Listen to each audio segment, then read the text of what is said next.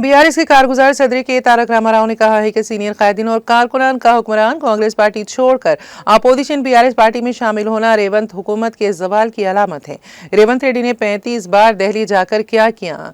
मैं हाल ही में 36वीं बार दिल्ली गया हूं, अब क्या बात है? केटीआर ने पूछा।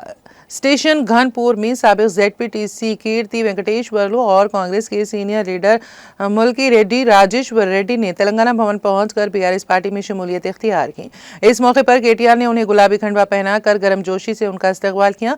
इस मौके पर खिताब करते हुए केटीआर ने कहा कि अगर लोग हुक्मरान पार्टी छोड़कर 15 माह के अंदर बीआरएस में शामिल हो जाते हैं तो ये समझ में आ जाएगा कि पार्टी की हुक्मरानी क्या है। उन्होंने कहा कि अवाम कांग्रेस हुकूमत से तंग आ चुके हैं। पटनम नरेंद्र रेड्डी की क़यादत में कांग्रेस कायदीन भी रेवंत रेड्डी हल्के कोडंगल में टीआरएस में शामिल हो गए।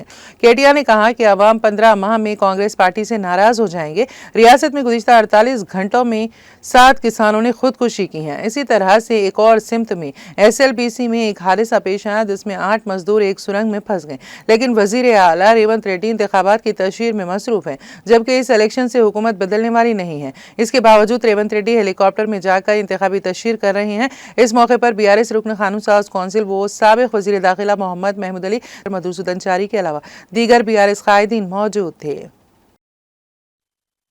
అంటే ఎనకటికి రోమ్ నగరంలో రోమన్ సామ్రాజ్యంలో ఒక చక్రవర్తి ఉన్నాడట. ఆయన పేరు నీరో. రోమ్ నగరం అంటుకొని తగలబడిపోతుంటే ఆయన మాత్రం ఫిడేల్ వాయించుకుంటూ కూర్చున్నాడట.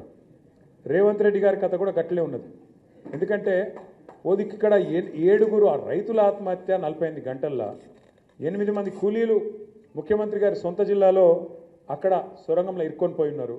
ఇది ఏది సోయలేదు ఆయనకు. ఆయన మాత్రం ఆయన పాటికి ఆయన ఇవాళ చక్కర్లు కొడుతూ గాలి మోటార్లు తిరుగుతూ గాలి మాటలు చెప్తూ మళ్ళీ ఢిల్లీకి పోయినట 36సారి. ఇప్పుడే నాకు అర్జెంటు పని ఉన్నదని ఢిల్లీకి పోయినట. 35 సార్లు పోయి పీకింది ఏంది, 36సారి పోయి పీకేది నాకు ఇలా అడుగుతుంది. 36 సార్లు